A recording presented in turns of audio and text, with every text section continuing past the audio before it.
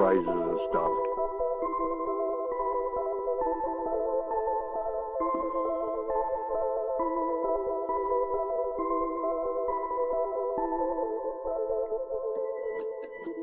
A lot of times I'm driving, there's nothing to do, and I shuffle through the radio before I unglue.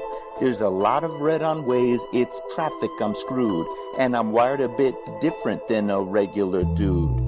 It's not a bad thing, I embrace it, it's true. The radio don't stimulate brain chemistry fluid. The Buddha found nirvana and the Four Noble Truths. Through a meditative process, right action he proved. For me, I require the use of a tool, a detector, pin, pointer, shovel, and beach scoop. I'm meant to work the dirt with my history crew, but everywhere I look, my interest taboo. Most people choose Bieber over Tippy Canoe. What does a detectorist listen to when the radio is full of bad music and news? I need an alternative for me to peruse. Beyond Sight and Sound gets fantastic reviews. A metal detecting show where my thought bubble brews. Thank you, Josh Kimmel, for inviting me to a detecting dork out with guests like yours truly.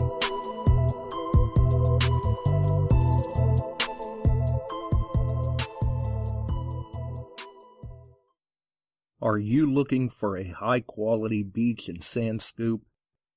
Are you trying to take your hunting to the extreme? How about an American-based company that stands behind their product and everything they sell? Then check out our friends over at XTREME Scoops. John has been making scoops for some time now and makes a quality beach and sand scoop to take your hunting to the next level. XTREME Scoops recently released their new sand shredder that works great in the water and on the beach.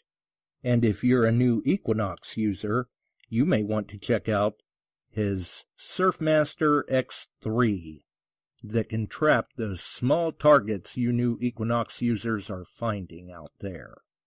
XTREME Scoop's company approach is let's do it right. So do it right, buy it once, and go to the extreme.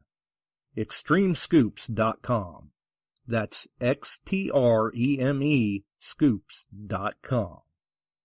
Hey boys and girls, we are going to talk about S&W shooters and prospectors.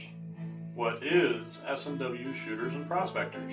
We at S&W Shooters and Prospectors help people find treasure. Did you say treasure? Yes, treasure. Just listen to this amazing review from our happy customer, Jackie Sparrow. Chuck was ship-shape and a pleasure to deal with. I was able to buy everything that I needed at prices that were shillings less than others. I found my 9 pieces of 8 in no time. Savvy? I know you're asking yourself, why should I shop at S&W Shooter and Prospectors? Chuck Smalley has over 45 years of metal detecting experience. He works with each customer one-on-one to customize their setup to match their skill level. So if you always dreamt of being a pirate, contact Chuck at S&W Shooters and Prospectors and he'll take a great deal for you. iPads and rum not included. Caution. Please do not operate motor vehicles or power equipment while under the influence of this show. Listening to this show could cause side effects such as bouts of laughter, violent binges of cabin fever, and even dreams of silver and gold. Please be advised. Now that the fine print is out of the way, on with the show. All right, we're back. We're live once again. You are listening to Beyond Sight and Sound, metal detecting and treasure hunting radio for all the really cool digging people out there. And as we continue into the snowbird season, some of us are continuing to get cooler than others, unfortunately, which just makes that Florida Hunt 7 sound even better. So obviously, links in the description. Our friends over at Shooters and Prospectors, Extreme Scoops, DETECTEES, TheRingFinders, Nokta Makro website. Let's see, Crazy Spider Adventures on YouTube, Ohio Metal Detecting on YouTube, All Metal Militia, Metal Detecting NYC on YouTube, I&I Group, Detect America Group, as well as the Electrolysis Bootcamp videos. And tonight, we are talking Electrolysis. We're talking the Ugly Box. We're talking the Ugly Book. We've just got all sorts of things going on. Finally, glad to be able to get this show done. We were waiting for the Ugly Book to be released, and it was right there shortly before Christmas. And then, obviously, as everyone knows, as the shipping was being further delayed because Pony Express traded in for a three-legged mule or whatever, it took a little bit for everything to get done. But I recently, I don't know, 2 weeks ago, something like that, received my copy of the Ugly Book, and it was very well put together, and we've actually got Frank on with us tonight, because when we're talking electrolysis and all of that, it's always great to have him along, because, well, everybody knows you got to kind of twist his arm a little bit to talk electrolysis, so we'll get him in here and see how it goes. How's it going tonight, Frank? Good. What electrolysis? What's this electrolysis stuff you're talking about? Right? Yeah, I mean, well, you know, you could say we're not necessarily talking metal detecting. We're talking electrolysis and conservation and preservation and all of that. Absolutely. So I gotta know, when you first started, I mean, we know about the background in electrolysis. We know that you guys put quite a fair amount of thought into doing the boot camp videos, but you weren't necessarily satisfied with that because some things, the videos, it was hard to cover in an hour at a time, or there were afterthoughts after the boot camp, so you decided, okay, let's do the book. Literally the day after the boot camp, the first boot camp video, that guys said, well, what about this? They started asking questions, and I realized, oh my God, like, yeah, we did 3 hours of boot camp video, and we didn't cover this, and we didn't cover this, and we didn't cover this. And it's difficult when you're trying to put it into an hour format, and you've got a coin. And we had specific stuff that we were going to clean and do for the video themselves. Then, yeah, when you're cleaning a large set, it's going to be a little bit different than when you're cleaning, a silver-plated button, or when you're cleaning another kind of artifact. So when you have a target specific item you're doing for a show, there's a million other questions that are left unanswered. So that's what we had to do the book. We had to try and cover it in the book.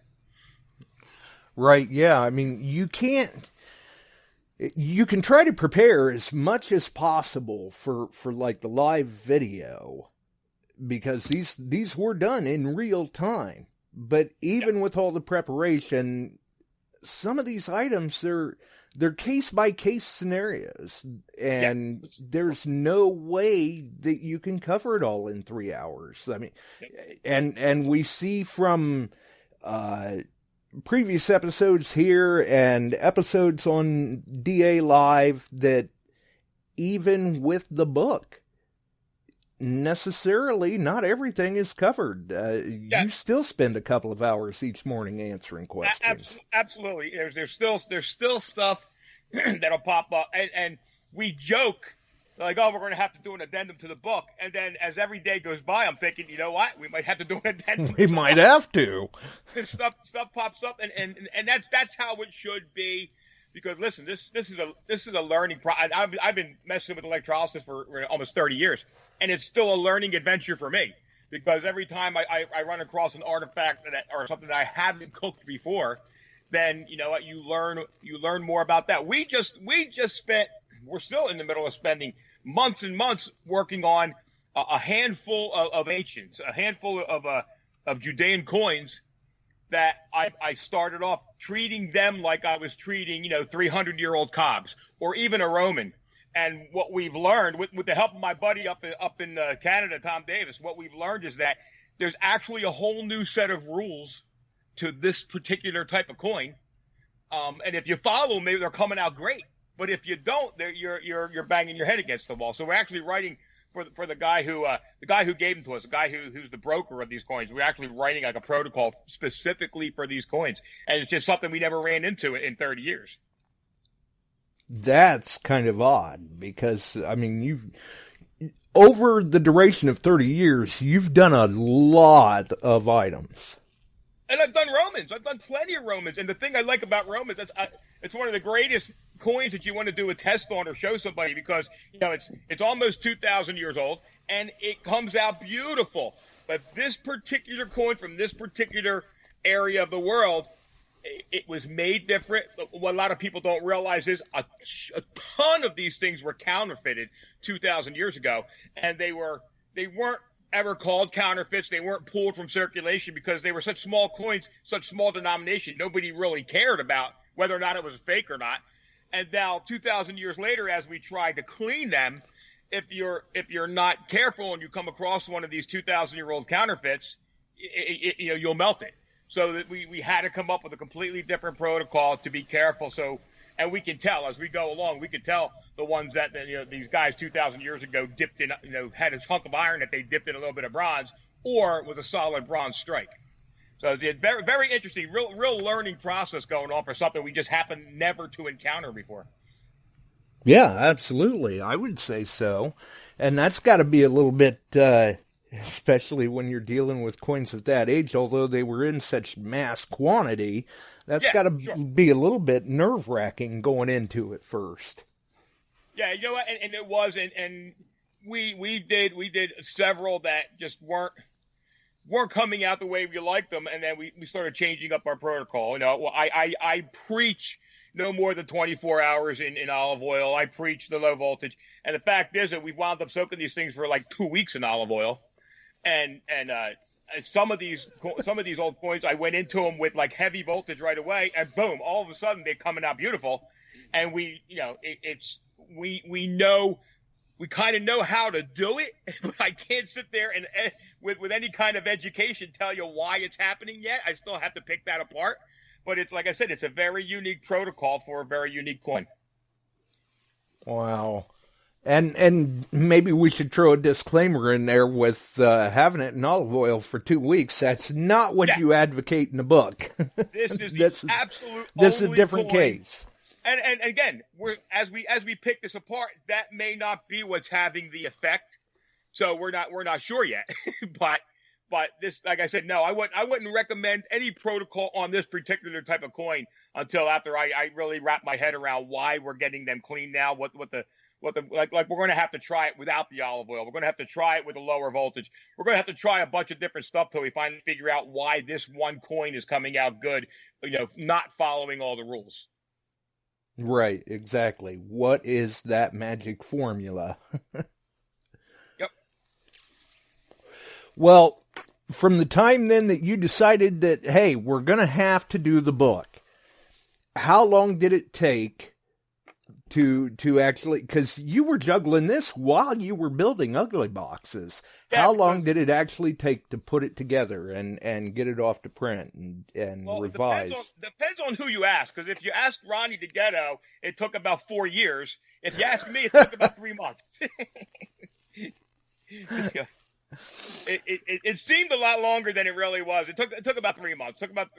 I mean, I had actually had some of this stuff down, and then kind of put on the back burner, and then it got busy as we started approaching Christmas. So yeah, I was absolutely juggling this and that, and and I didn't want to turn it. We could have very easily turned this into a book about everything in addition to electrolysis, but we kind of wanted to decide we're going to focus on the Ugly Box because that's what we were getting the calls for. We were getting the book probably never would have come to fruition if it wasn't that I was getting hit up daily. You should write a book about this. We need more details. So that's what kind of narrowed it down. But I'd say 3 months, about 3 months, yeah. That's actually not bad. No, And no. I mean, we're not talking about a real heavy reading book here. No. It was put together very well. It was put into, I would say, terms that even the absolute beginner can understand. And I got to tell you, we laugh about this now. When it went to the editor, and the editor said, "Well, wouldn't it be better if we said this like this?" And I said, "No." I said, "I'm not trying to explain this to a Harvard graduate. I'm trying to explain this to regular guys who are playing with this box, who are out there digging." I said, "I want it to sound like when I talk to people." I said, "That's the idea. The idea is to get as much information out of this book and it still be an easy read." Exactly. If we go into the chemistry of it and scientific explanations, 3/4 of the people, their eyes are going to glaze over after page 3. Exactly. And that's exactly what we didn't want to happen. And I can see where you wouldn't want it to be like that, because that's just going to create more questions that you're answering daily. Yeah. Yeah. So, and that was the bottom line, is to get rid of some of the wives' tales, get rid of some of the fallacies that are out there. You'd be surprised at some of the stuff that floats around and the questions you get. That, to me, I can't believe people are asking that, but that's when you realize, well, you know what? That's kind of the stuff that you got to put in the book, because that's the stuff that people are asking. So right. we started from the absolute basic setup. Take it out of the box. This is how you set it up. This is how it's going to be set up for 90% of your cook sessions, and go from there.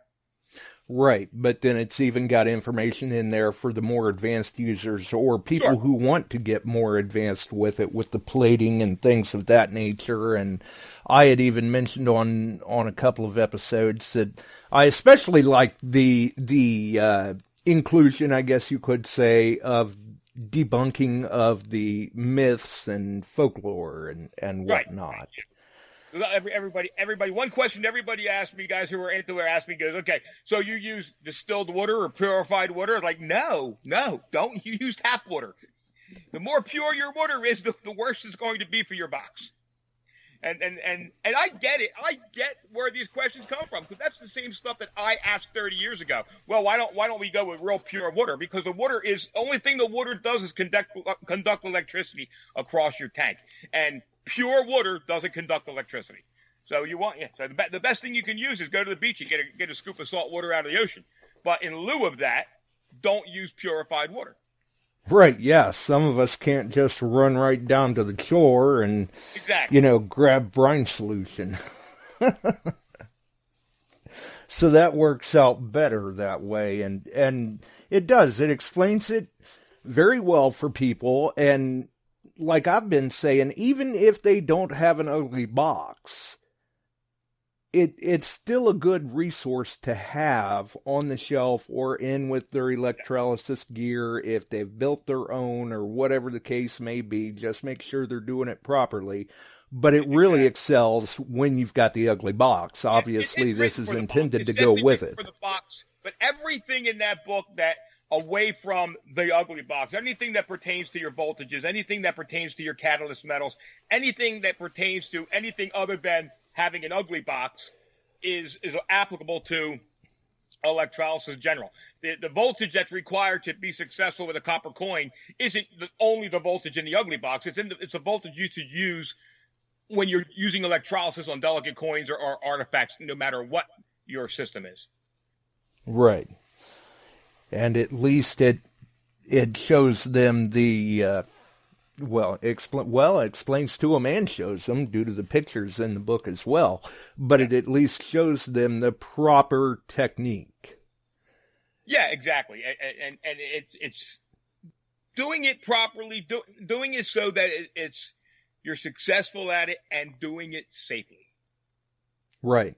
That's the important part, because too many people, they decide, hey, I know what I'm gonna do. I'm gonna get into electrolysis. I'm gonna use it to clean my finds, and next thing you know, they're not doing it right. They're using too much amperage or too high a voltage, or Absolutely. Not the proper solution, whatever the case may be, and they wind up just absolutely destroying items.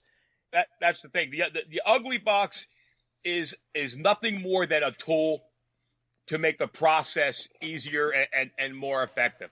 The ugly box is simply a tool that's put in place that allows you to do a lot of the ancillary stuff easier and safer. It's not the whole thing about being successful with a copper coin. It's as much about the protocol. It's much about the rules that we kind of developed as much as it is about the box. So those rules can be applied to the system you're using. But the ugly box makes it easier. And the ugly box we have safety features installed in it. Yeah, you want to try and jump too much voltage? Guess what? We're going to pop it out. We're going to blow it out before you fry your coin. We got there's a couple of kill switches in there that aren't going to blow your machine up, but they're going to shut your machine down if you try to overkill the voltage, and then it'll come back. When you're using the proper voltage. Right, exactly. And have you know? Well, one thing would be with the way the book came out. I don't know, was this intended or not? The size of the printing and everything, it fits great. It's almost got the same footprint as the ugly box does. Yeah, well, no, it really wasn't, because honestly, when the book came out, I thought it was going to be a lot bigger. So that was random. That was I guess between how the editor laid it out, and that's how it happened. Because originally I was like, yes, it's going to be an 8.5 by 11 book. I was like, oh, man, I got to write a lot more pages in.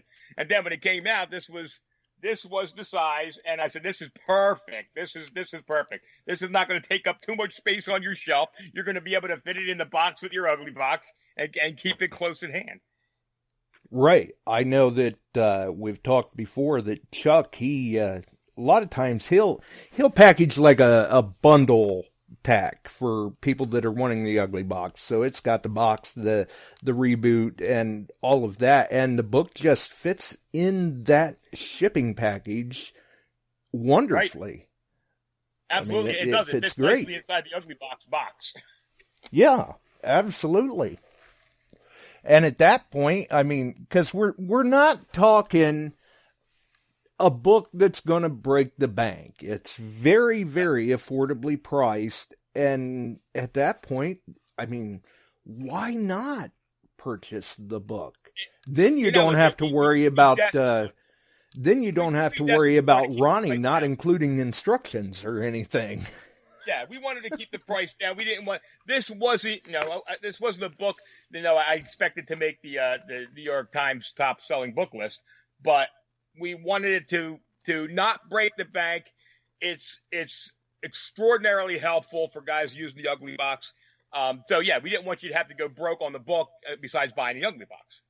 Right, and it is. There's a lot of information. Even when people see the book, it's kind of like, really, what's going to be in here? Because it's so thin. Because we're talking like 70 pages, if I remember, 70 or 72. Pages. But really, there's a lot of information that people can find in there. There's very little storytelling. I mean, I touch on a couple of little stories, but nothing heavy. Listen, I could have put 1,000 more pictures in it. We could have done a lot of stuff to pad out the book and raise the price on it, but this was about being a direct reference for the ugly box, for use of the ugly box, and the feedback's on it been great. I mean, I got guys recently who first time out. One guy I was pleading with him. He had an old Largie. It was his first coin he was ever going to cook. First day with the ugly box. And he goes, I'm reading the book cover to cover and keeping the book with me as I cook it. And lo and behold, the coin came out gorgeous. So it's like I said, it's not about reading all these wonderful stories I have tucked away. It's about 100% about using it, becoming effective and successful at using this box. Right. And have you noticed, since the release of the book, with answering the questions that you do on a daily basis, have you found yourself in the situation where you're trying to explain to people that your particular item you're wanting to clean isn't necessarily a candidate for electrolysis? Now, more and more, the questions that come in are guys that will tell you, listen, I know that this is not necessarily going to be the best clean, but we're going to take our chance and we're going to go slow. And there's a lot more knowledge. Guys that have bought the book and used the box, there's a lot more knowledge going into how I'm going to attack this particular item, and more and more questions about me reassuring them, like, should I do it? I get it, but they're going into these things armed with a lot more information now, and more I'm seeing guys. My favorite thing is guys that have always been on board with electrolysis and never really wrapped their head around it, and trashed 1,000 coins, but we're still trying, and to see the successes now, because they have that instant reference. They go back to the book, they see the particular stuff that I reference in the book, and there's a lot more success. There's a lot more guys understanding the whole concept of you have to go slow, you have to use low voltage. Low voltage is the key. It's not, low voltage isn't only about being safe, guys. It's the key to successful cleaning of delicate coins. So actually, since the release of the book, this may have kind of alleviated some of the questions that you answer on a daily basis. Absolutely. It's alleviated some. It's changed the parameters of the questions. There are definitely different questions coming in. And again, I get questions now about questions that are raised by the book that I have to go back and answer, because it's a never-ending cycle. You answer a question, and guys that are seriously into it are going to have more questions, and that's awesome. And I have and I want them to contact. I'd rather see them contact me and have me go through different scenarios with them over the phone or on Facebook than just take a shot in the dark and guess at it. So yeah, right, absolutely. Definitely let them down a different path. They're having a lot more success with it, and again, it raises other questions as they move forward, cooking other stuff. Well, and that's good that they're still reaching out to you then with the questions, because really, there are no dumb questions about it when you could be potentially risking ruining an artifact. Right. Absolutely. I'd rather have them. And listen, the reason that the Ugly Box has gotten to where it is today, the reason that we were able to write a book with some pretty sound material in it, is because, trust me, we've ruined plenty over the years. Plenty. That's how we got that. Our goal was to, we ruined. Listen, guys, you coin collectors out there, you would have committed suicide if you were with us when we were doing the actual testing 30 years ago, and we would cook coins, and when I tell you we had 1,000 largies and KGs and every kind of colonial copper you could think of, and we would bandsaw them in half. I can't even begin to tell you. And we would test them. We would test them for resistivity. We would test them for conductivity. We would test them. We cook half of the coin, and we test and see the changes that it made after the test. And slowly but surely, we were always under the impression early on that we were going to go in this thing with 18 volts, and the voltage was going to kick the stuff off. And slowly but surely, the voltage started coming down, and we started realizing, wow, these coins are really looking better with a lot less voltage. So right. It's years and years and years of actually destroying coins to get us to the point where we're actually having a lot of success with the coins. And now it's just getting others to understand that, you don't necessarily have to turn it all the way up. No, dude, it's very rarely my machine ever hit 12 volts. And I gotta say too, I was not expecting full color photos in the book, not at that price. I got to thank Ronnie for it, because I was expecting everything to be transposed into black and white, but they kept it color. Very nice, and it is. It's very well put together, very well done. You've definitely done very good with it, and we've got Chuck on with us too. I see. I don't know if he's got any questions he's seen in the chat, or he's got any to run by you. That have popped up in the chat here, and I thought I'd run a couple by Frank here. Crystal asked, will it remove a barnacle from a coin? Absolutely. Yeah. Here's the one thing with sea-bound coins that are taken from the ocean. Okay, the crustaceans and stuff that grow on these coins when they're under the ocean. Now, you say there's a barnacle on it. When the electrolysis will absolutely remove that barnacle, and it really won't take a lot to remove it. The problem is that living life form is attached to that coin. So where that barnacle was attached, whether it's silver, whether it's gold, whatever that coin is, there's probably going to be a little damage under that barnacle. That you gotta realize. But the removing of those contaminants will come off very easy with the ugly lux. With electrolysis in general, but doing it the right way, yeah, no problem. There you go, Crystal.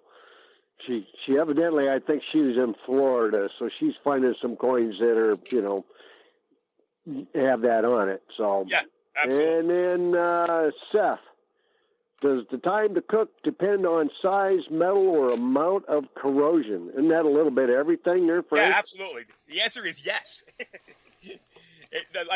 Like we say in the book, the coin is going to tell you how long it's going to take.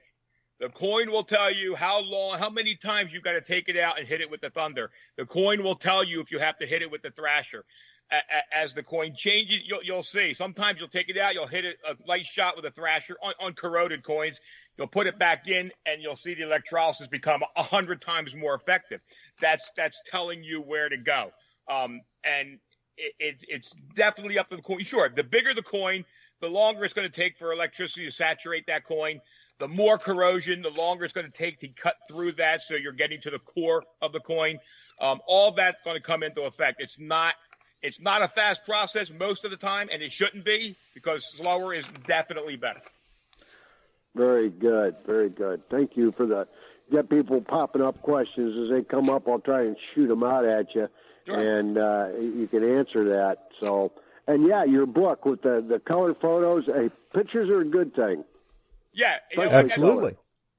That's exactly what we went going into this thing. There was no way if you're going to try and give examples without pictures.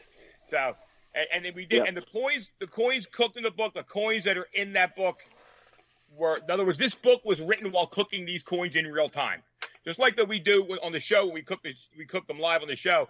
As I was writing these about the coppers or whatever happened to be cooking at that time, I was cooking that coin as I was putting this information in the book. Okay, Digging Buddy just gave you one. He's a little confused about the difference between the boot camp and the book. Should we soak coppers in olive oil for a while? Here's the deal, guys, and it's a question that always comes up, because we preach and preach and preach that you shouldn't use any type of acid on these coins. Granted, it's not that detrimental to your silvers or your golds. We just, as a blanket rule, don't tell you not to use acid. Olive oil has a citric acid in it. The difference with olive oil is that olive oil is what we call microosmotic, which means even though it has the bad stuff in it, for whatever reason, in olive oil, it's not one of those things that instantly penetrates your coin. It takes a long time. You can soak it in olive oil for a few days. You can take it out, you can rinse it off, and your coin is fine. You drop a copper in lemon juice. By the time it hits the bottom of your tank, it's too late. That lemon juice has already impregnated that metal. Olive oil is different. Olive oil is a bit of an astringent. It's got an enzyme in it that kind of stabilizes the surface. It's not curing your whole coin, but after 12, 24 hours in olive oil, it's actually taking some of that dirt off the surface, so you can actually see better the condition that coin is going into the electrolysis tank. It also loosens up a lot of that stuff that your thunder is just going to take off. So yeah, when it comes to copper coins, copper and bronze coins, even tomback buttons, stuff like that, a good 12 hours to 24 hours in olive oil is a good thing. Rinse it off, then thunder and thrasher it, or thunder it, not thunder and thrasher, thunder it, and then put it in the tank. Olive oil is a big, big help to, especially bronzy coins that might be a little delicate to do. There you go. And let's see.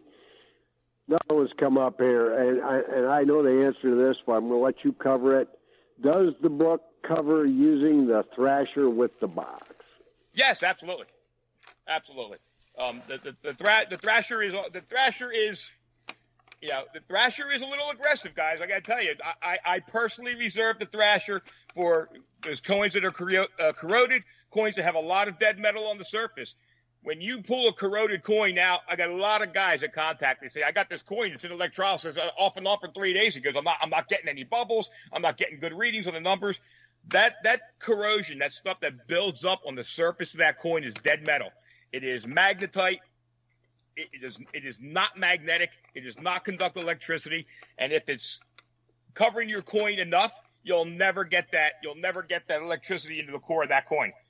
So after soaking it, after electrolysing it a little bit, that thunder is beautiful for taking off very, very thin layers of this dead metal that you cannot save. It cannot be part of the coin down the road. It has to be removed. It's not viable metal. And you take off, you put it in, couple quick strokes with the Thrasher, and you're pulling a couple layers off. The next time in electrolysis, it's going to work better for you. Same thing again until you get down to the viable metal. If you go right into it with the Thrasher without the electrolysis, you're going to rip off detail. There's a whole process to using the Thrasher, using the Thunder, using electrolysis. So your first steps are removing the metal that's in the way, the metal that's keeping you from seeing the detail. You go too quick, you pull the dead metal off the top, and with it you pull metal that might be viable. You're ripping that off too, and with that comes detail. So it's a slow process. Every step, you have to follow every step, and if you do, you're going to have a lot of success where you wouldn't just going into it with a pencil or even a toothpick. Even a toothpick. Right. Now, Bismarck brought something up. He said you used to soak coppers full in olive oil for months. Absolutely, and I was absolutely wrong. Put it away in the closet. What's changed, Frank? Well, here's the thing. I had some success when I used to soak them long term, but where I miscommunicated to people was people thought I was soaking them in olive oil for 2 months straight. I was never doing that. I would never keep it in olive oil for more than maybe a week. They would come out. The olive oil would get changed out. When you do that, you put it back in olive oil. It's kind of like starting from scratch. It's really not penetrating. But I have had situations where I put it in olive oil and I forgot about it. And if you leave it in long enough, that acid will work its way into the coin and start to damage the coin. What we've learned was that especially with the introduction of the Thunder and Thrasher, that's the big game changer with electrolysis. 24 hours does enough, will attack the surface enough in olive oil to loosen up everything enough to make the Thunder and Thrasher work on these really, really bad coins. It's just, we learned as we go. This is a learning adventure, man. And we learned that long-term exposure in olive oil isn't necessarily the best thing. And if you're not changing it out and leaving it in there for months, it's a bad thing. Okay, let's keep moving here. Tom Davis is asking you, Frank, what's the best water to use? He even answered that in the chat that you know. But I'm throwing that out there just so everybody hears it. Absolutely, right. Guys. Yeah, Remember, absolutely. Basic rule of thumb. Your brine solution has one purpose and one purpose only: to conduct electricity. It does absolutely nothing to clean your coin. It can do everything to hurt your coin. That's why we never use lemon juice. We never use acid, anything other than good old-fashioned brine mix. The purer your water is, this distilled water, this purified water, the more pure your water is, the harder your machine has to work to put the electricity across the circuit. Absolutely pure water will not conduct electricity. You'll put it in, you won't get anything. The best brine is out of the ocean. Brine mix is next best thing. Right. There's some other questions popping up. Crystal's asking, should you tumble your coins? Well, Crystal, tumbling coins is for your clad and your common stuff, so you can put it back in circulation. Right. If you completely have some different very old process. Coins, you don't want to be tumbling them too much until you get to the point that may be the only thing left to do, but I wouldn't do it. You're putting a solid object against the coin. Right. A solid object against the coin is going to wear it.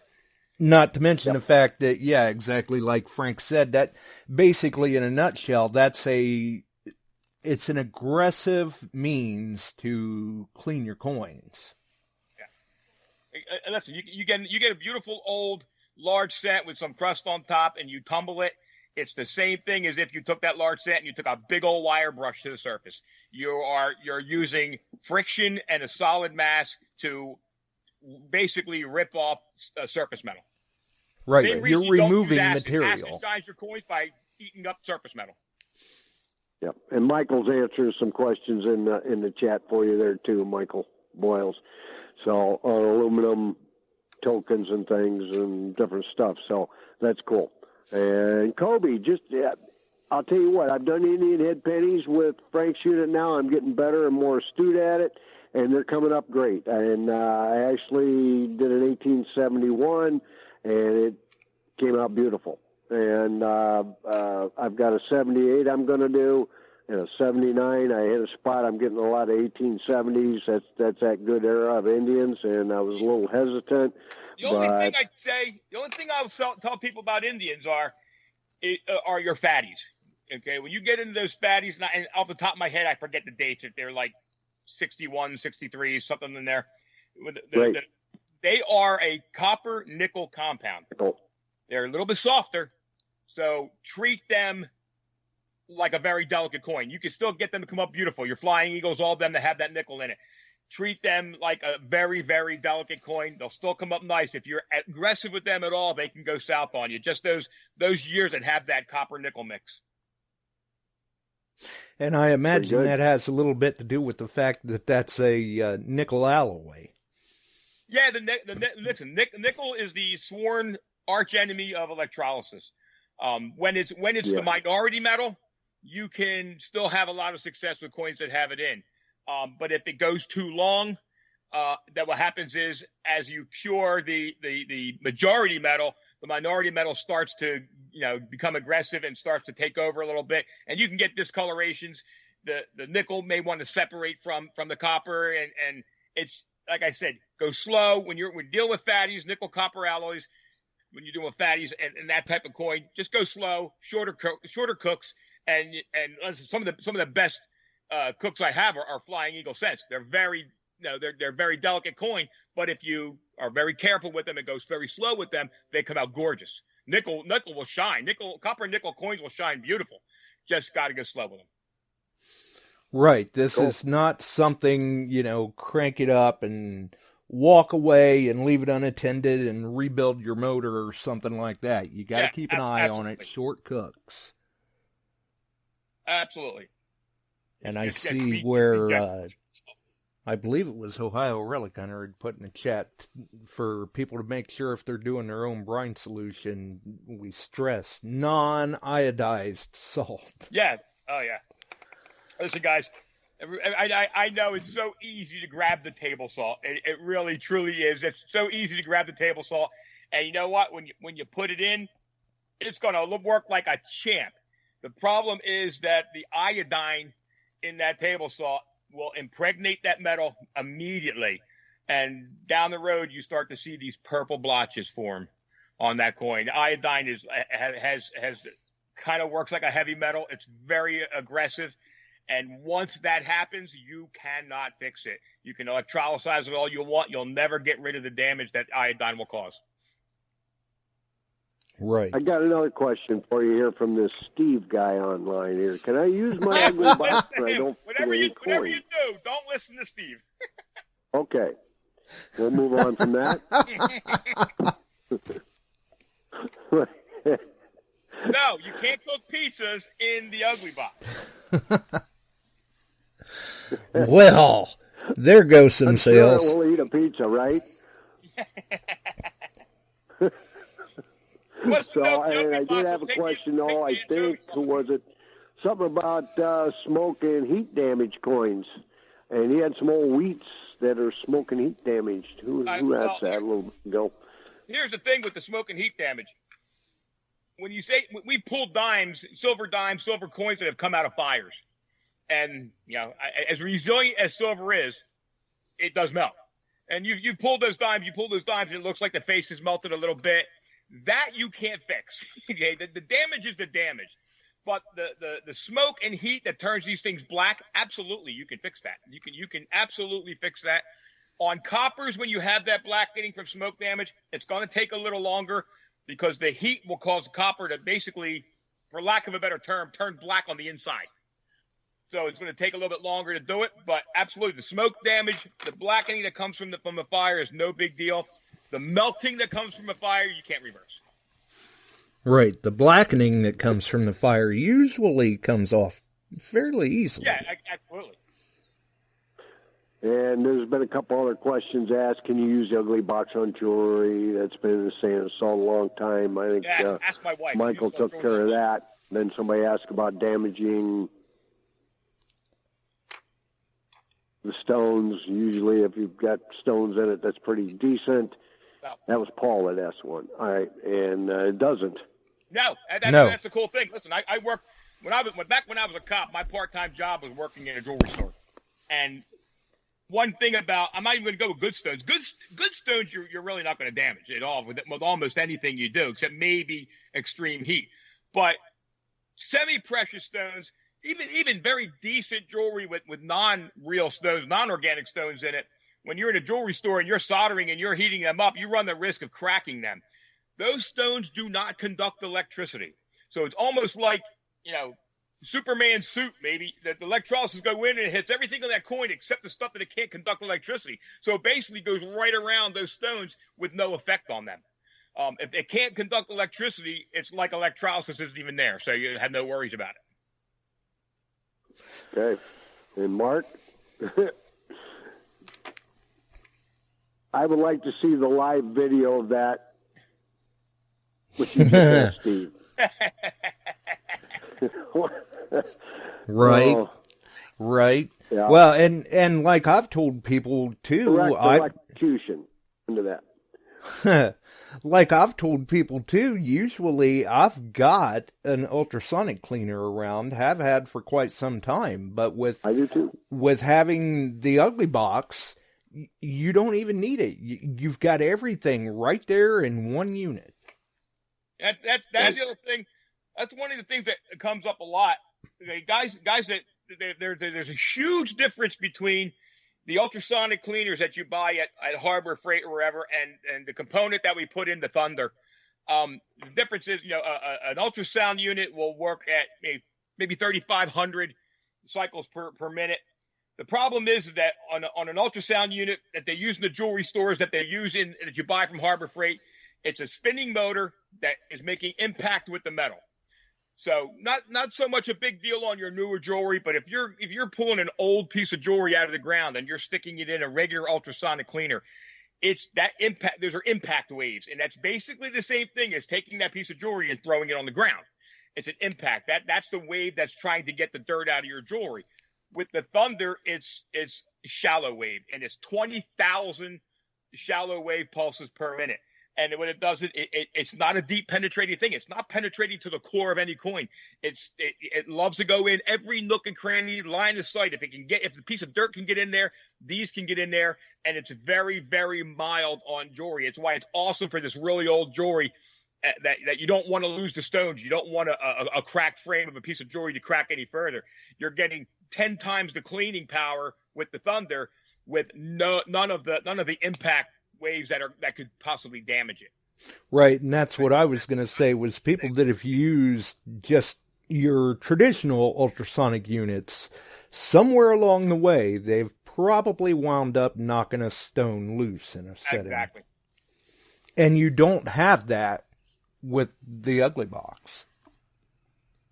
No, exactly. It's a completely different wave platform. It's you actually turn it on and feel it in your hands. That's the difference. You can put your hand in an ultrasonic cleaner and you'll feel the vibrations. Put the Thunder up into your fingertips and you'll feel it vibrate into your shoulder. They just travel farther, line of sight. Any pathway these things can take, they're going to take, and they're going to knock out dirt, and they don't really have a huge effect on solid mass. So it's cleaning out the nooks and crannies, and it therefore is going to make your electrolysis work better. Going to make your electrolysis portion of it more efficient. Exactly. Very cool. And when you're doing that, you're actually you're actually knocking that that loose material and debris off the item that you're trying to save and preserve, and in a sense you're helping to enhance the current around that item because you're cleaning it off. And if you can throw it, you can throw the thunder in the tank with the item while you're cooking it, and what you'll see as that thunder cranks up in your electrolysis tank, you'll actually see your voltage improve, because it's going to that vibration is actually making a better contact, making your alligator clip on your coin or on your piece of jewelry have better contact. And as soon as you crank it on, you'll see your voltage go up a little bit.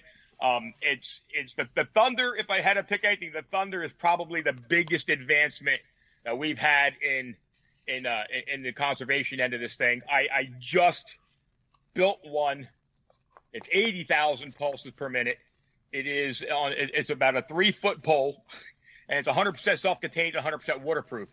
And I have a diver on a wreck ship down south that they're on a wreck, and there is cabinets or something on this boat that has these old brass and iron locking mechanisms on them, and they can't open them.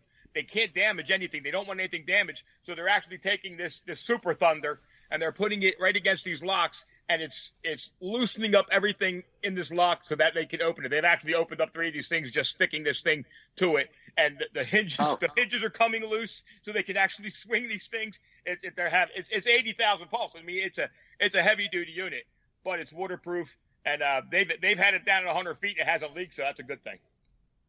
Wow! I hope it doesn't call shark. No, yeah, exactly. I'm hoping it scares sharks. We'll have a whole new purpose. There you go. And right. I'm asking for a friend here, Frank. Is it safe to eat candy corn pizza while using the ugly box? I highly recommend not to use the ugly box unless you're eating candy corn or pizza. Okay. I'm just asking for a friend there. Seth, Well, did you hear that? Well, that explains a lot, because I was kind of curious how in the world he went through over 6 pounds of candy corn so fast. He does a lot of cooking. I'm still working on the fudge, but just hypothetically, if I was to have 6 pounds of candy corn, it's gone. Right. He works just as hard on putting a dent in those back orders as he does putting a dent in candy corn. I gotta sit down here. I gotta make sure I got all the box blanks. I gotta make sure I got all the parts. I gotta make sure that the candy corn is no farther than an arm's reach away. Everything's very fluid around here. Right, got the workstation all laid out. Yeah, one of my workstations is candy corn. Always. Nice. Well, at least we know you're not out of fudge yet, then. No, fudge is still going. Fudge is good. See, the fudge is really sweet, so I get away eating a little bit less fudge in a shot than I would the candy corn. Candy corn, I get in the zone, man, and I'm just like, I'm wolfing candy corn. Nice. One of these times, he's liable to have one of those units blinged out with candy corn or something. Dude, I'm telling you. There you go. I'm going to get candy corn stickers from the unit I keep here. Right? Hey, that'll give the grandkids something to do. Here, put stickers on this.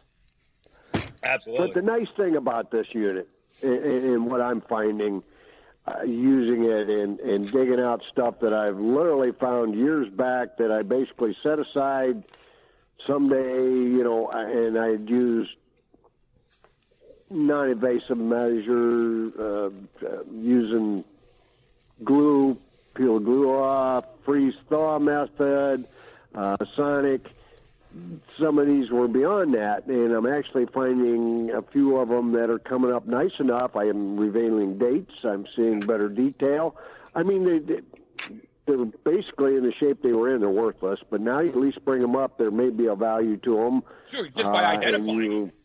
Wanting to clean things up to figure out what they are. A lot of these dandy buttons and that. I've got one I'm working on. I'm seeing silver inlay in this button. I had no idea was there. That's the thing. I swear that's my biggest joy. I've got a box of 35 years worth of crap that sat in a box with that never a chance of identifying it. These big blobs of copper, and I think the biggest joy I get is to pull a date off of one of those. And I've literally put a huge dent in that box just by playing with this machine. It's one of my biggest joys.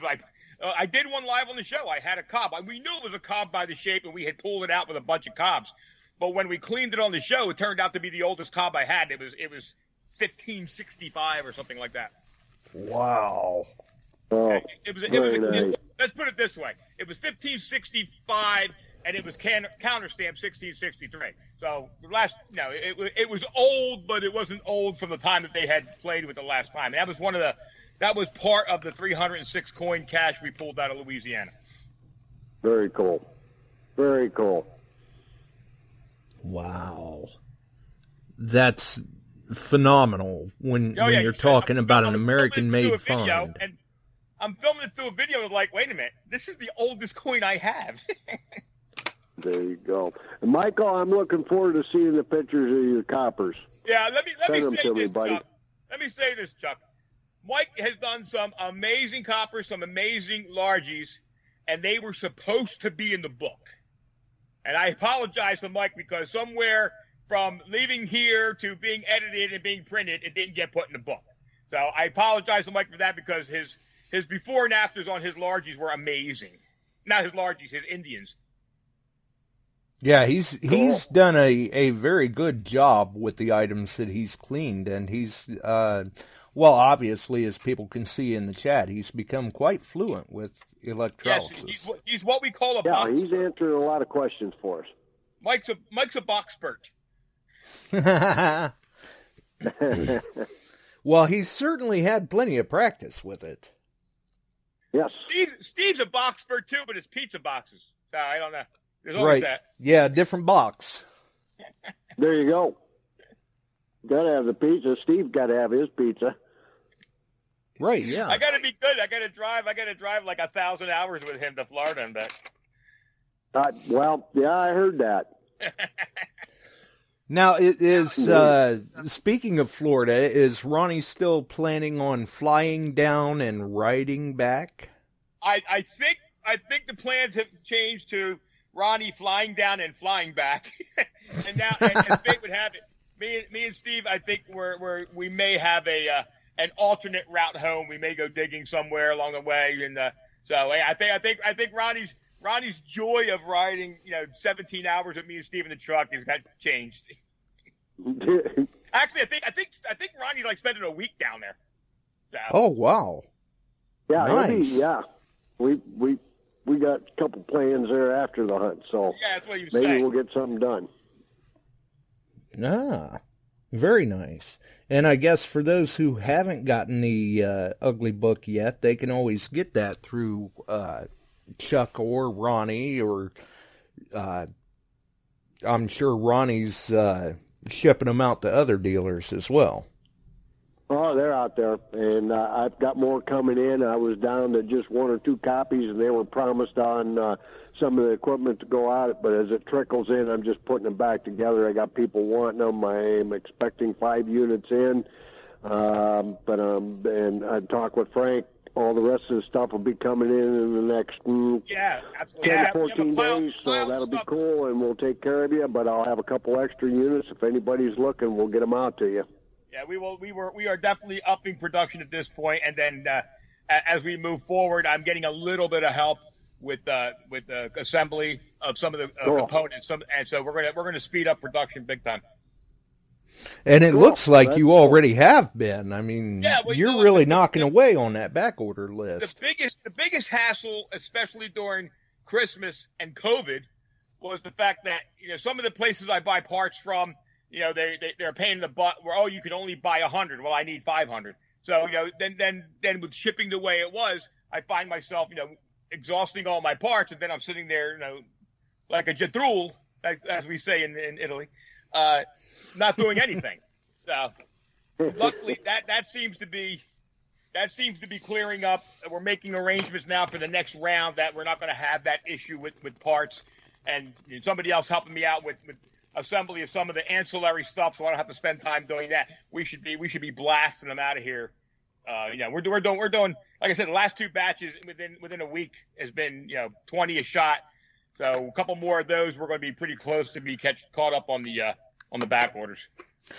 So we've seen people posting that they're wanting to know where they can get on the back order list and everything. How long do you think it's going to be before you get the back order list caught up at this rate? I think if you would ask me 2 weeks ago, I say put it on your 2021 Christmas list.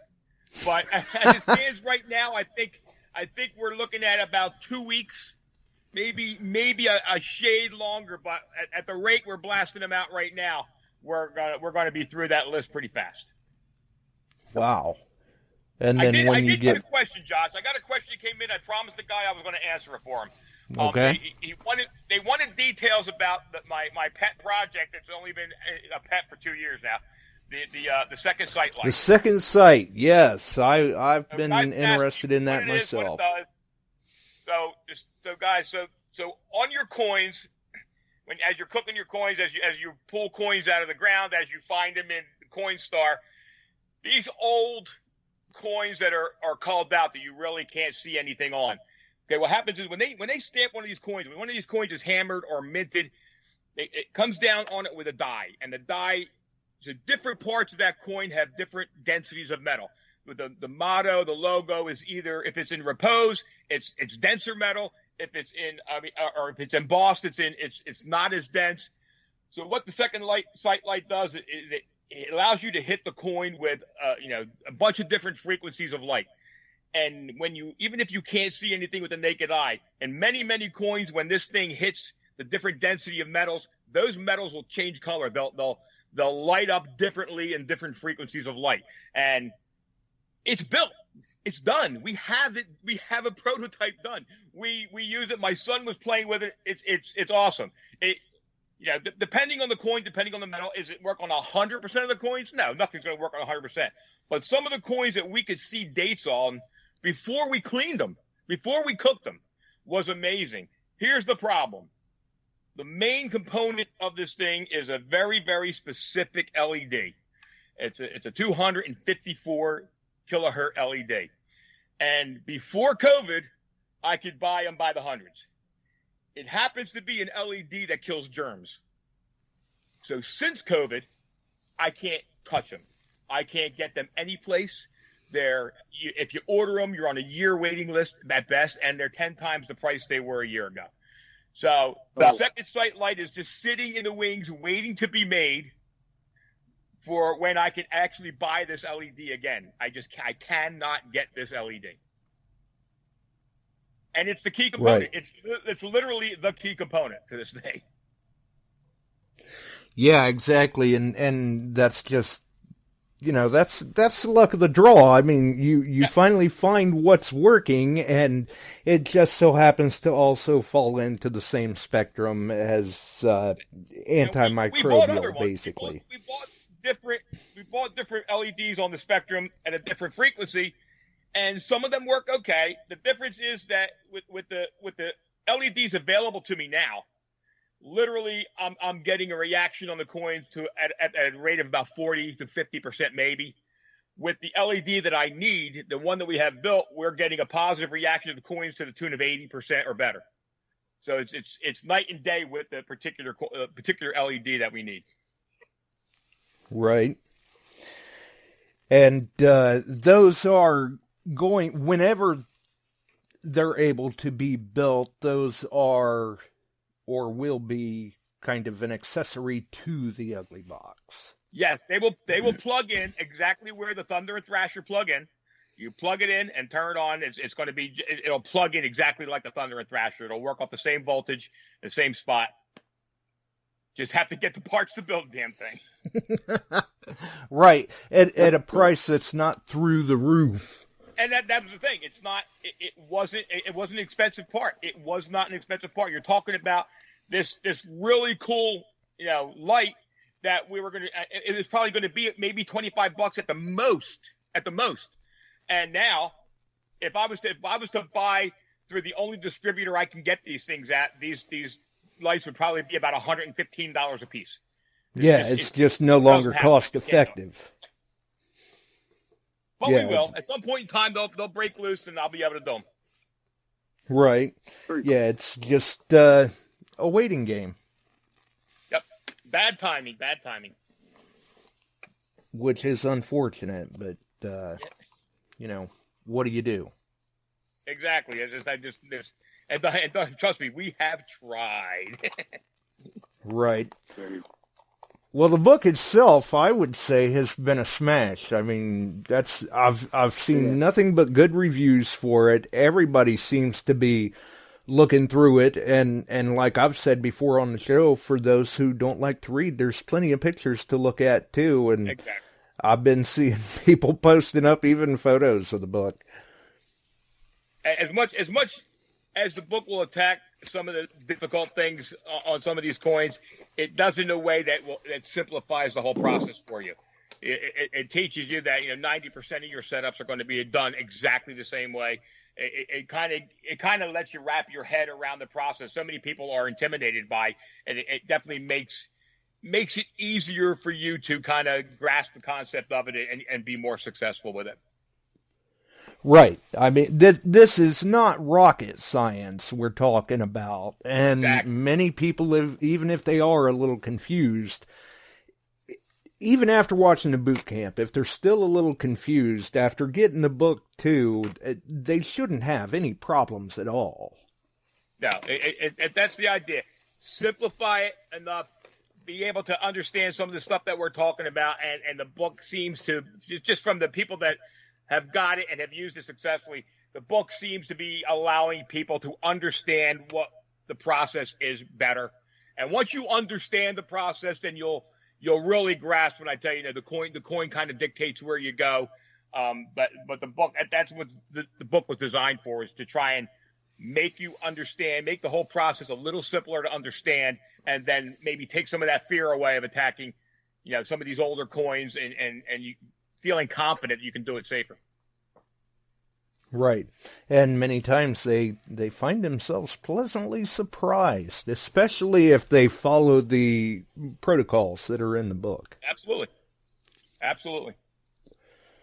Did you see any other questions in the chat, Chuck? Do we think we've got that all covered? I think we're pretty much covered. I'm scrolling back through. Kobe had some questions, got them answered. And for any of you out there, I will have ugly boxes in hand in the next week, but I'm still waiting on AC units and things like that. They'll be out. Reboot kits. I started packaging for the new folks the box with a reboot kit, with the book, with the AC plug, and selling it that way. You're all set instead of buying bits and pieces and getting them shipped and costing more. So that's what I'm trying to do for my customers, is ship you a complete outfit to get you going. You got to have Frank's book, plain and simple. You got to have the book. You got to watch his boot camps. Pay attention to him a little bit. And there's some people out there that are really getting a handle on it, and I'm getting a little better handle on it, working with different things. I'm actually I talked to Frank earlier tonight. I'm going to try to replate a small mug. My wife had been to a estate sale. She paid $1 for it. It was silver plate, and I did do a short shot in. They had to make a bigger container because it's about 4 inches by 4 inches. It has a yoke on it. I think it was actually a shootable type thing. And I looked up the company and what it said on it, and it was a plate, and it was made between 1900 and 1905. She paid $1 for it, so I was going to try to do some replating of it using a silver dime and see if that would work. And Frank kind of set me on the right path towards it. I'm going to give it a shot. And so if you guys need the ugly book, PM me. I'll get them out to you. I've got more coming in, and Ronnie just shipped those off. I got more books coming in. Then next week, we should have AC adapters out to you too, Chuck. Yep, and we'll put packages together for you and get them out to you, because there's other vendors out there with them, but they're selling just the box. I'm trying to do a whole package to get you going on the right track during this time of year to help with cabin fever. You can work on your finds from, of course, we're not in Florida, Crystal. And not all of us, Mark Hoover. Right, not all of us have that luxury. I will be in Florida in a few weeks. I'll be with Frank and Steve and Ronnie, and we're coming down, and there'll be all kinds of stuff there. So we're looking forward to that hunt, that Florida Hunt 7. They're talking about it, and Barb is going to be there. There goes the neighborhood. Yeah, see what happens when you let a pirate in. Yeah, I know it. I'll tell you. Out of jail by then? Yeah. Well, I don't. She got out the other night, and I think she hadn't been out but maybe 30 minutes or so. And I saw a post and thought, yeah, she says only once this year, but I beg to differ. She's trying awful hard. Maybe she'll get parole. And Barb reminded me she's going to be there, Frank. I know. Oh my God. I don't think Florida knows what's about to hit them. Boy. I don't know. Yeah. You have to lay low. Yeah. Speaking of laying low, are there any plans of setting up a booth for ugly boxes or books? Yes. I am going to bring books and ugly boxes, but I'm not manning the booth all day. If I have them, I will have some extras. I'll bring them down. I know Ronnie and Frank are going to be there, and we're definitely going to bring some down as well. I'm sure there'll be some others there. So we'll be doing the ugly box thing. And by any chance, did anybody see the teaser Mine Lab put out on the new metal detector? No, I didn't see it. Oh, come on, you had to see it. I did. Are you kidding me? I've been harassing Ronnie for like months. Well, it is called the GPX 6000, if you don't know. Maybe you've been testing it. You've been testing it, Frank? No, that's going to be a PI, right? Yeah. That's a PI. That's not the machine I'm looking for. Right. I know. I'm not saying anything else. You're just going to have to wait. Oh.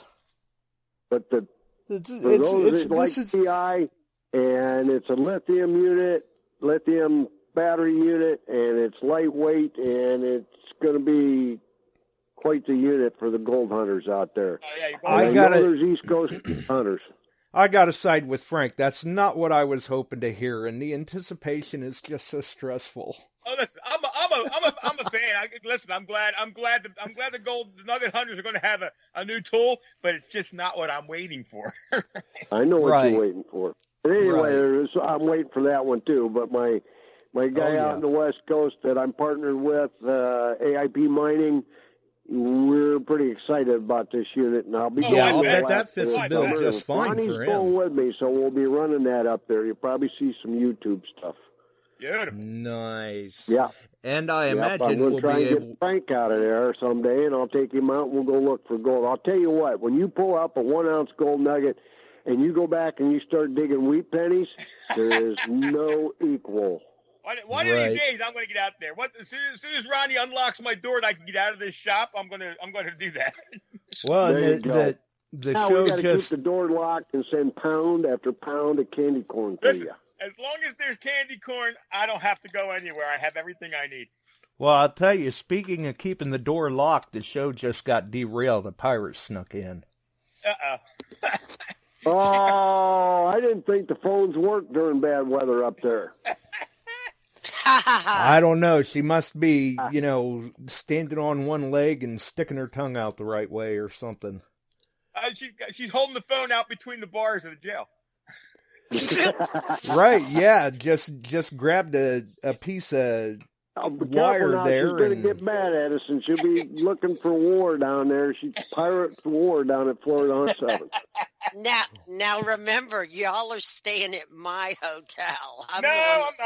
Oh, I'm not. No, I'm not. Frank's not. Steve's I'm not. I Going to be am. at that hotel this year. Yes, you are, Frank. Don't lie. No, he's not. Yes, he is. No, they rented. They're doing Airbnb stuff. Listen, you got to understand. Ronnie's coming with us, so we had to accommodate his lifestyle. we had to upscale. So you canceled the hotel and you moved? We never booked the hotel. There never was a hotel. We got this from day one. We decided we were going to get the Airbnb, because Ronnie's coming down. It's gonna be like a vacation for Ron. He's like spending a week down there. So we are. Yeah, we're staying. We're not far. We're only like 5 minutes. Yeah, you're only 5 minutes from that hotel. We'll probably come and harass people, but at least we get to run away. Yeah. Richard, the last I knew, they still had rooms at Gator Inn. The Gator Inn. That's if your, probation officer allows it. Did they let you leave? Stop. Y'all are bad. Not as bad as you. We're not giving you a chance. There's 3 against 1 right now, so be careful. We're not the. That's not an advantage because I won't turn my back on Barb. I got a shovel for you, Frank. We're not the ones that were just recently paroled. Oh, I do need. Well, I can't help it. I just told the left how I felt. But are you bringing books to sell? Well, yeah. Yeah, I mean, between you go us down, and if Chuck, I sell them, you can go down and you can have Frank sign it. No, I think I don't know. If you ask really nice, you might even. Signature on it for and then Steve can sign his picture, and Ronnie can sign his too. And you got all 3 signatures across there, and I'll put my name on it. Absolutely. So you got 4 of us. Oh God! And I'm conned into making cookies again.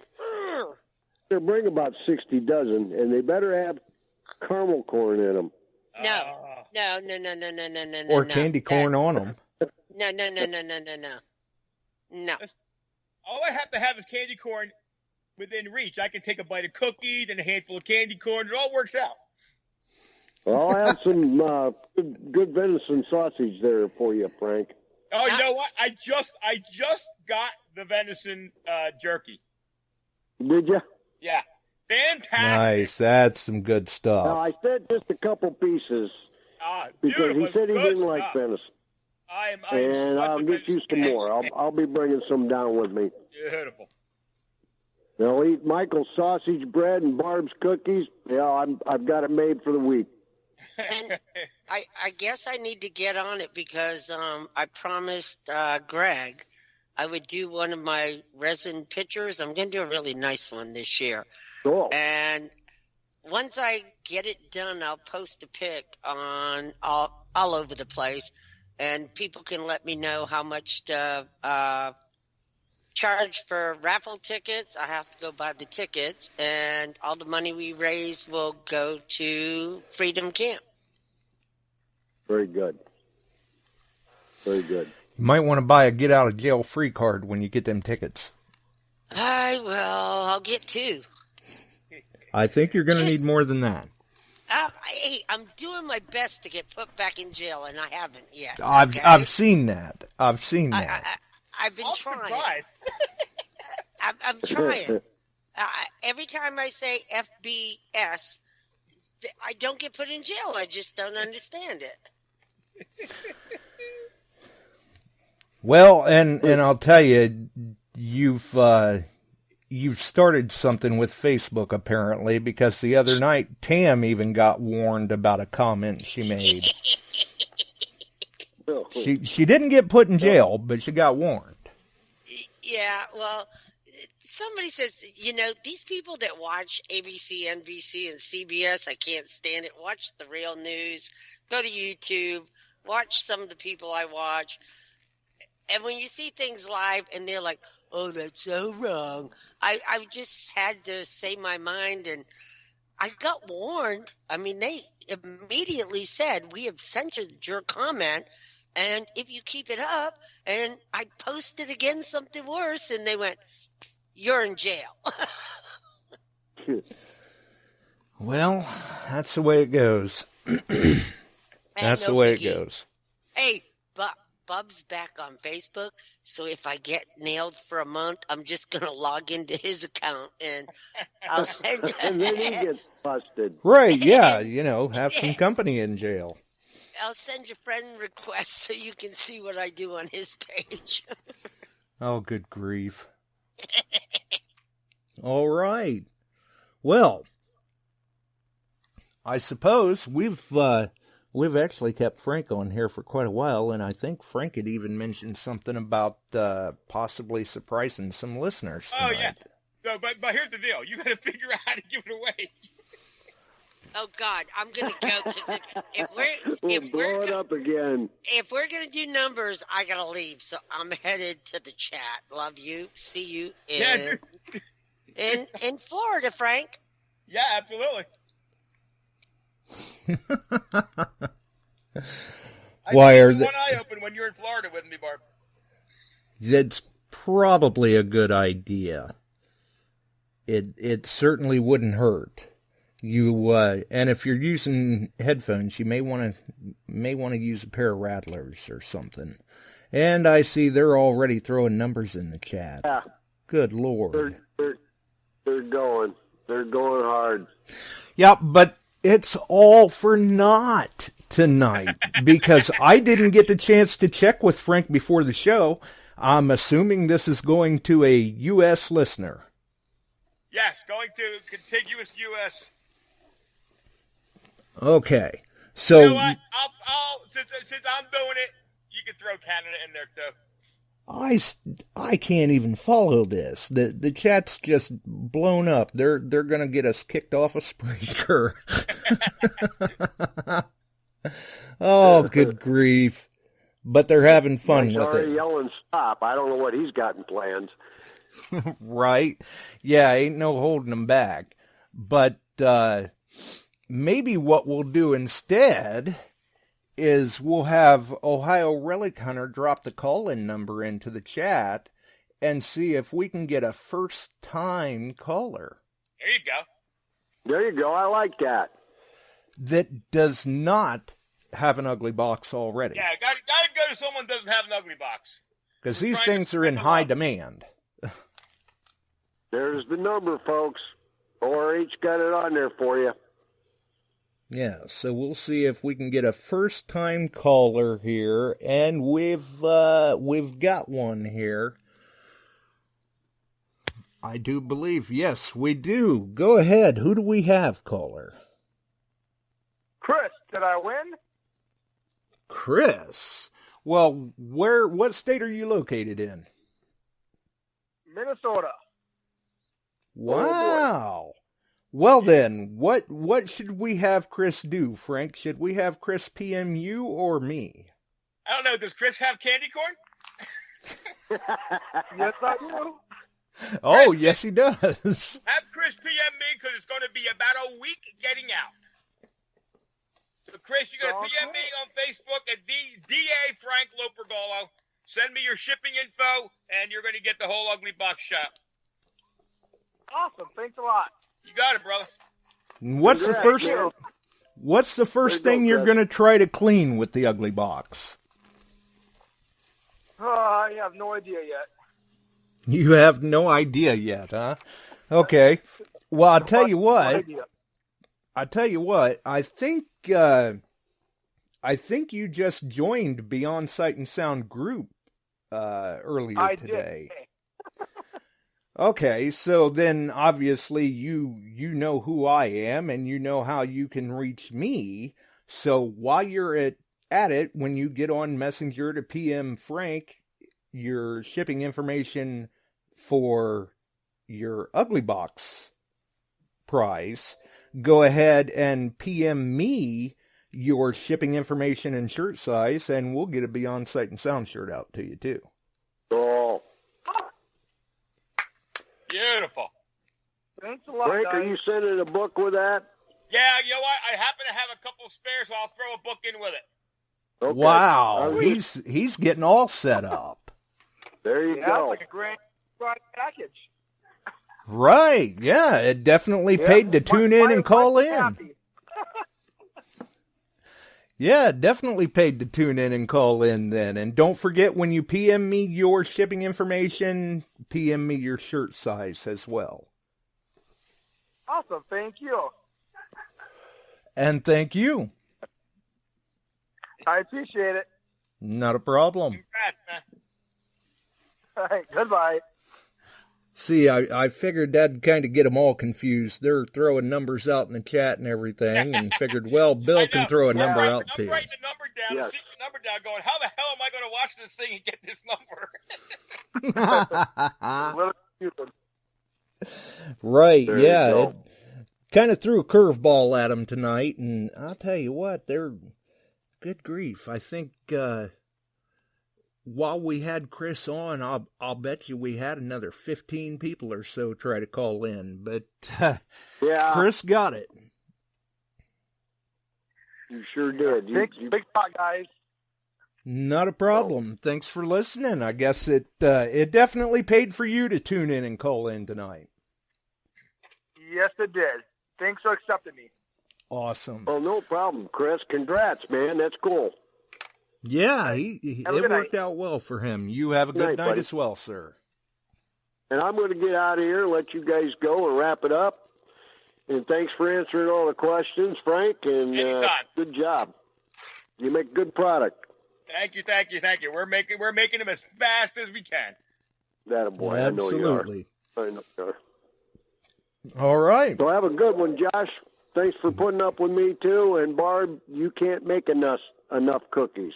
She's asking how many dozen to make. So They're Have a good coming one all. and they're bringing their appetites. yes, we are. Okay, bye bye. She probably ought to reserve a couple dozen just for Steve. Yeah, seriously. Oh. Take care. Bye bye. All right. Anything else you'd like to add, Frank? I'm good, brother. All good. right. All right. Well, I certainly Just, appreciate. check out if you're so inclined to get down to FH7. It's for a great cause. Me, Steve, Ronnie are going to be there. KG, Ringy are going to be there. Chuck, we got a whole slew of people going down there. It's going to be a good time. If you're going, hit up the FH7 page. It's for a fantastic cause. And speaking of which, how are things coming along with the shirts? They are going to be done. We got a call the other day. We actually paid for them, so I think they're going to be delivered anytime. Nice. Yeah, they will be taken down with us or shipped out, depending on how they ordered them, Right. very soon. Because I know we got the call from the guy the other day. Awesome. Well, we certainly appreciate you for taking the time to sit down with us and talk some electrolysis and have some fun. Any previews for DA Live tomorrow night? I don't know. we got a box. I'll tell you what. We got a box of giveaways that showed up at Steve's door from KG and Ringy. So I know we're going to be giving away a couple of those. And as for topics, you know how it goes. We'll figure it out along the way. We got 24 hours yet. What do you think? I'm a psychic? Right, exactly. A lot can happen between now and then. Exactly. All right. Well, I guess for everyone else, we're going to get on out of here. But obviously, you can check out DA Live Monday and Thursday nights over on the Detect America Facebook group, 8 p.m. Eastern. If you enjoyed the show, you can always throw us a like, follow us here on Spreaker, Facebook. We're all over the place. Until the next one, get out there and get your ugly on. We'll see you, Absolutely. folks.